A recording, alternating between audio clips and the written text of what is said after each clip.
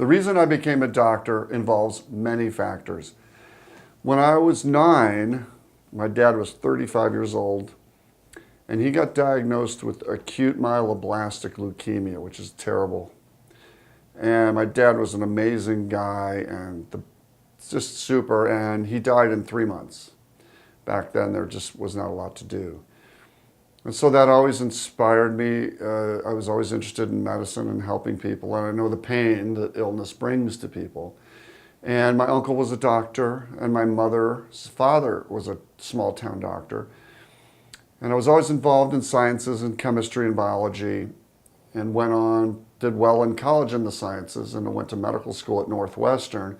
My brother went there too. We both went to Northwestern Memorial Hospital for medical school, and that's where my dad died when I was 9. And from there I went on to become a neurosurgeon. So that's my story. See you next time.